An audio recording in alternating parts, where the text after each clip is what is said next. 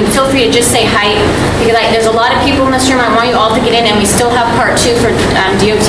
So if, when you say it, when you have a question, one question, get to the point, and if it's been repeated, just say height, we'll do a tally. So we know that 30 people are upset about height, but not everybody needs to make a 2-minute comment about height, just so we can get it documented and keep us moving, okay? So that gentleman I cut off, we can start with you. No, that's fine. I was just going to say, we can post them on Winchester and the website.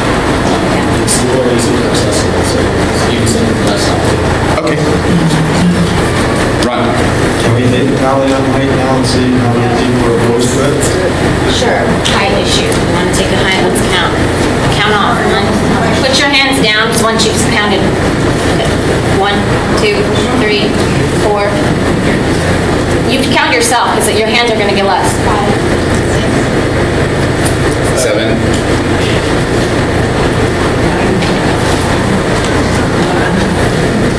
12, 13, 14,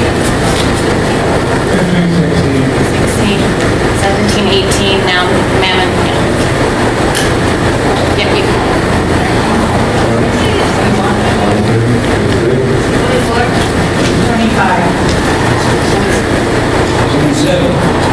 28 in the back. Yeah. 28, great. You need to put more cars here because you have 2 parking lots there. It's hard to ride out to. You're going to go across the street to the left. Yeah. You go west down the street. Are you asking a question or just Well, I'm talking? just going to point out that you already have an impact on the right turn lane that's going to go to the freeway. It goes to the parking lot, it goes to Santana Road, it goes to the parking lot, and it goes up Winchester to the freeway. Now, that's already impacted now. You can't get out of Caitlin to get across the 3 lanes of highway, turn traffic onto West Mountain Student Street. So that's a traffic issue that's already there right now. There will be traffic analysis in the EIR and part of the second half of the meeting there. We acknowledge there's protected intersections that are continuing to have an impact, which is why Jessica and Doug are here. Because you will have an impact, you will get money dedicated to improvements to lessen the, I guess, feeling of that impact. It doesn't eliminate the impact, but it provides public improvements that help mitigate the impacts feel to the community. Sir, in the front. One of my concerns is morning and afternoon reflection coming off of that building, particularly for the neighborhood to the west.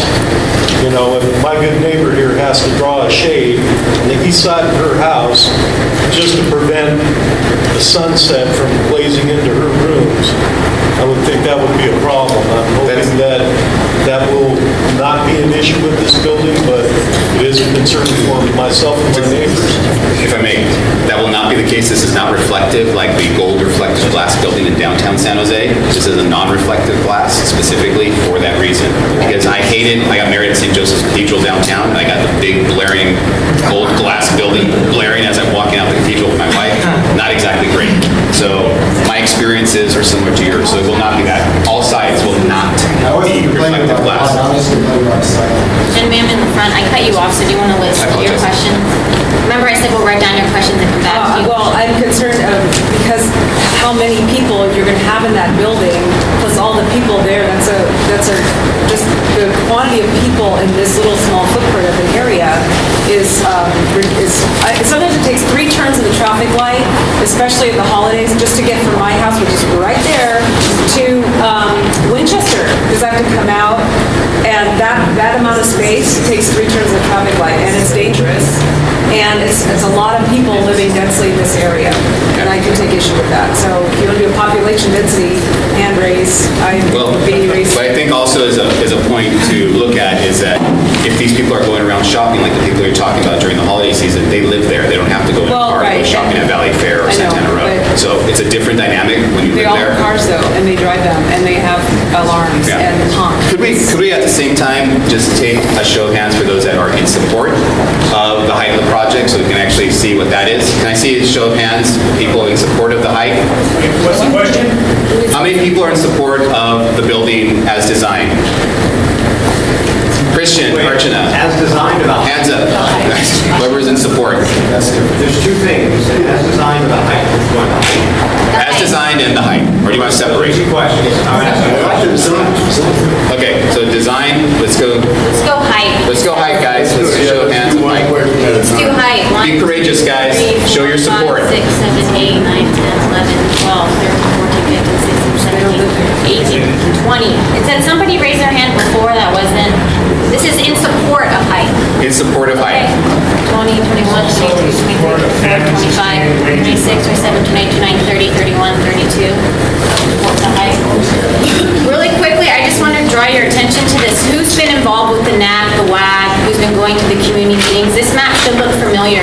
It's an illustration of proposed heights for the area. This hasn't been adopted yet, but you'll notice the red was slated at 200 feet. It doesn't exactly cover this parcel. It's adjacent to the parcel because the Santana Row Maggiano building is in the way, and this took a blanket, it took a blanket coverage as Santana Row is 150 because that's what their zoning says.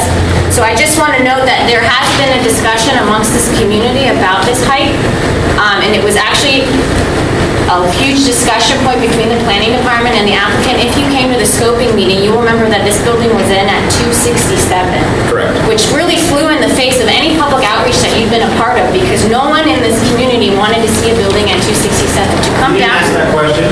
You never asked that question. Well, I'm not, Don't, I understand, just be accurate with the description. You had a scoping meeting, people were here, we commented, and then we jumped right to 18 stories. There hasn't been any discussion with the community between 25 and 18. Well, I'm taking into consideration all the NAC and WAG conversation, which I know you've been a part of, which Layla and Leslie know you've been a part of, which have said that the community hasn't been supportive of higher height than 267.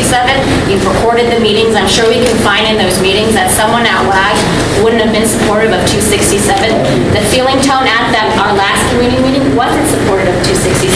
Correct. We have lowered the actual floor height, the top of the floor is to 185.